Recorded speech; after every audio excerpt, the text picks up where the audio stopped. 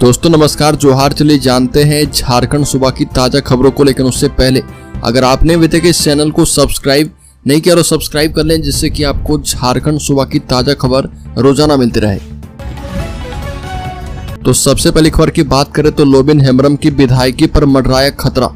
इस मामले की गई सुनवाई। झारखंड मुक्ति मोर्चा ने कर दी है बड़ी मांग। दलीय अनुशासन तोड़ने वाले बोरियो के झारखंड मुक्ति मोर्चा के विधायक लोबिन हेम्ब्रम की विधानसभा की सदस्यता खतरे में है और उनके विरुद्ध स्पीकर न्यायाधिकरण में दर्ज दल बदल के मामले में सुनवाई की गई। लोबिन हेम्ब्रम की अधिवक्ता ने जवाब देने के लिए 8 सप्ताह का समय मांगा है। झारखंड मुक्ति मोर्चा की ओर से आग्रह किया गया है कि लोबिन हेम्ब्रम को और भी समय नहीं दिया जाए। लोबिन हेम्ब्रम पार्टी विरोधी गतिविधियों में शामिल रहे हैं। उन्होंने पार्टी की सदस्यता भी त्याग दी है। अगली खबर, सर्वजातीय धर्म समभाव की अनूठी परंपराओं के बीच रांची में 333वें वर्ष निकलेगी स्वामी जगन्नाथ की रथ यात्रा। रांची में 7 जुलाई को स्वामी जगन्नाथ की ऐतिहासिक 333वीं रथ यात्रा निकाली जाएगी। हर साल आषाढ़ शुक्ल पक्ष द्वितीया को रांची की जगन्नाथपुर पहाड़ी से निकाली जाने वाली रथ यात्रा और यहाँ के मंदिर से जुड़ी परंपराएं अनूठी है। सर्वजातीय धर्म समभाव और सद्भाव इसकी विशेषता है। भगवान जगन्नाथ, उनकी बहन सुभद्रा और भाई बलभद्र के विग्रहों की पूजा अर्चना के बाद उन्हें रथ पर विराजमान करके जब यात्रा निकलेगी तो लाखों लोग इसके साक्षी बनेंगे। साथ ही राज्यपाल सीपी राधाकृष्णन और मुख्यमंत्री हेमंत सोरेन भी इस आयोजन में सहभागी बनेंगे। इस रथ यात्रा के साथ यहाँ 9 दिनों तक चलने वाला मेला भी शुरू हो जाएगा। अगली खबर, केंद्रीय कृषि मंत्री शिवराज सिंह चौहान इन दिनों झारखंड दौरे पर हैं। बीजेपी के झारखंड प्रभारी शिवराज सिंह चौहान ने रामगढ़ जिले में पार्टी कार्यकर्ताओं को संबोधित किया। इस दौरान उन्होंने कहा कि बीजेपी ने आगामी विधानसभा चुनाव में भ्रष्ट झारखंड मुक्ति मोर्चा के नेतृत्व वाली सरकार को उखाड़ फेंककर झारखंड में सुशासन सुनिश्चित करने का संकल्प लिया है। साथ ही कहा कि गठबंधन सरकार झारखंड को बर्बाद करके मानेगी। किसान परेशान है क्योंकि उनके पास बिजली नहीं है। युवा परेशान है क्योंकि उनके पास रोजगार नहीं है। रेत खदानों, खनिजों और संसाधनों की बड़े पैमाने पर लूट के कारण पूरा राज्य संकट में है। ऐसे में बीजेपी ने मौजूदा भ्रष्ट सरकार को उखाड़ फेंककर राज्य में सुशासन लाने का संकल्प कर लिया है। अगली खबर, मुख्यमंत्री तीर्थ दर्शन 10 जुलाई से वीडियो से बीपीएल लाभुक तीर्थयात्री की मांगी गई सूची। बता दें कि लातेहार में मुख्यमंत्री तीर्थ दर्शन योजना के तहत जुलाई और अगस्त महीने में बीपीएल धारी हिंदू, मुस्लिम और ईसाई धर्मावलंबियों को गोवा, द्वारिका, सोमनाथ, अजमेर शरीफ, आगरा और फतेहपुर सीकरी का भ्रमण करवाया जाएगा।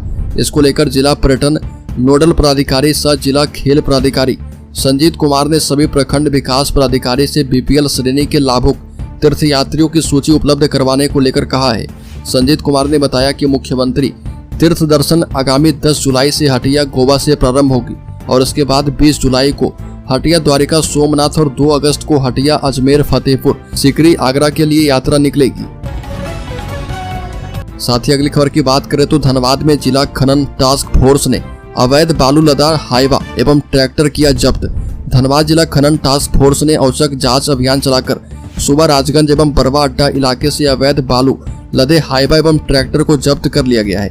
खान निरीक्षक विनोद बिहारी प्रमाणिक ने बताया कि डीसी माधवी मिश्रा के निर्देश पर राजगंज एवं बरवा अड्डा थाना क्षेत्र में औचक जांच अभियान चलाया गया। इस दौरान बरवा अड्डा थाना क्षेत्र से लगभग 500 घन फीट अवैध बालू लदा हाईवा एवं राजगंज थाना क्षेत्र से लगभग 100 घन फीट अवैध बालू लदा बिना नंबर के ट्रैक्टर को पकड़ा गया। जांच दल को देख दोनों वाहनों के चालक वाहन छोड़कर फरार हो गए।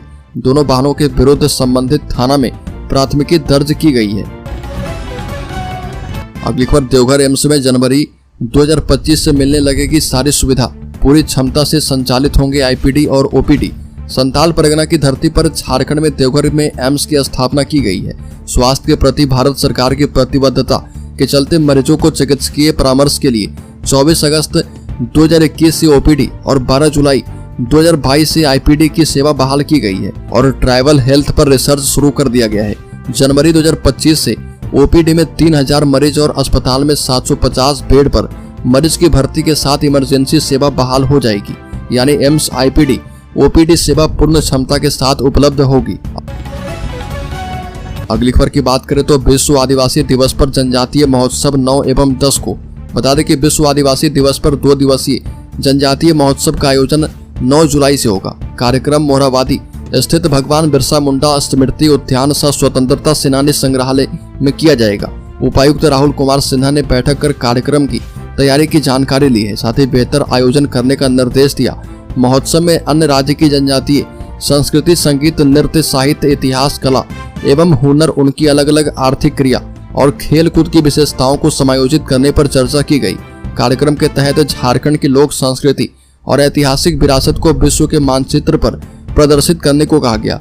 डीसी ने कहा कि दूसरे देशों के जनजातीय समूह भी शामिल हों, इसके लिए प्रयास करना चाहिए। कुछ जनजातीय समूह के शामिल होने की उम्मीद है, लेकिन इसकी संख्या कैसे बढ़ाई जाए, इस पर ध्यान देने को कहा गया। अगली खबर, झारखंड हाईकोर्ट के जस्टिस संजय कुमार द्विवेदी की कोर्ट ने कहा कि हजारीबाग एसपी और डीजीपी ने दिए गलत तथ्य।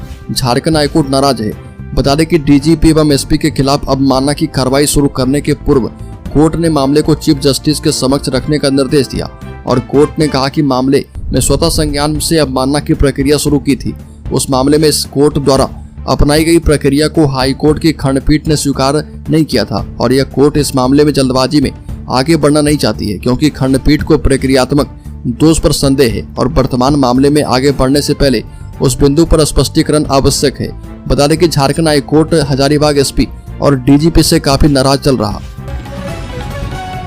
अगली खबर, लालू की पार्टी आरजेडी ने झारखंड विधानसभा चुनाव से पहले कर दी बड़ी मांग। राजद नेताओं ने कहा कि राजद कार्यकर्ता 24 कैरेट वफादार होते हैं, इसलिए महागठबंधन दलों के उम्मीदवार जीत जाते हैं। हम इन्हें विधायक और सांसद बना देते हैं, लेकिन हमें मेयर की सीट भी नहीं देते हैं, इसलिए पिछलकू नहीं बराबरी का दर्जा चाहिए।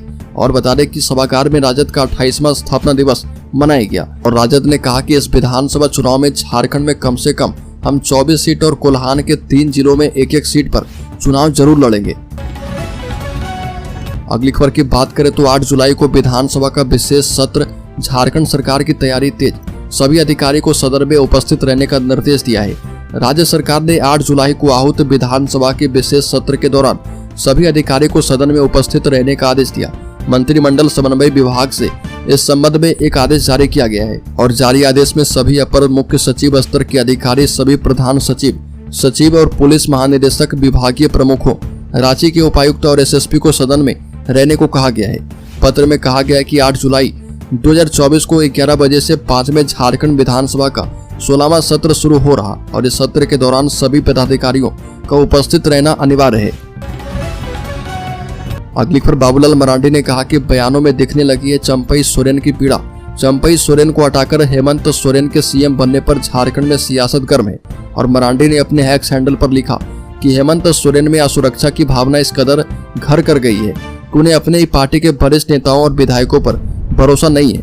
हेमंत सोरेन और उनका परिवार झारखंड मुक्ति मोर्चा के आदिवासी नेताओं और कार्यकर्ताओं को सिर्फ दरी बिछाने और झंडा ढोने के योग्य समझते हैं। चंपई सोरेन ने धीरे धीरे ही सही लेकिन सकारात्मक राजनीति की ओर कदम बढ़ाया था। पार्टी कैडरों के बीच चंपई की बढ़ती स्वीकार्यता देखकर हेमंत सोरेन विचलित हो उठे थे। अगली खबर, झारखंड में फ्लोर टेस्ट से पहले सीएम आवास में गठबंधन के विधायकों की अहम बैठक। झारखंड में हेमंत सोरेन के शपथ लेने के बाद भी सियासी उठापटक जारी है। राज्यपाल सीपी राधाकृष्णन ने हेमंत सोरेन को सरकार बनाने का न्योता दिया है।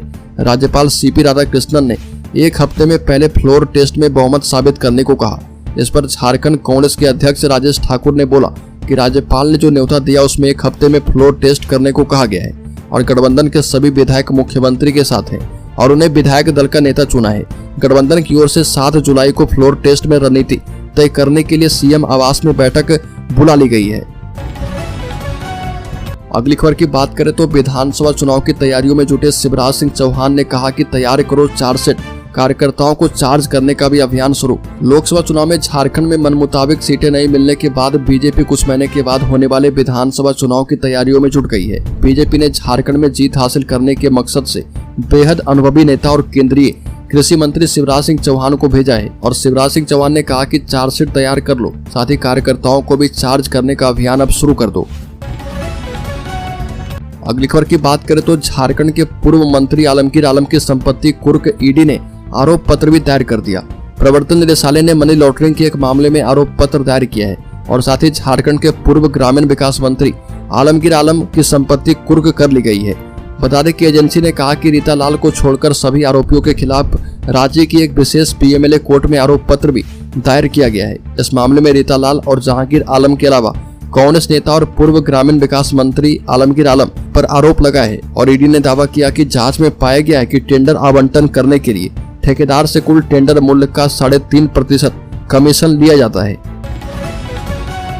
अगली खबर झारखंड की राजधानी रांची और चतरा के सीमावर्ती इलाके में स्थित एनके एरिया कोयला परियोजना के पास काटा घर पर दिन दहाड़े फायरिंग की गई।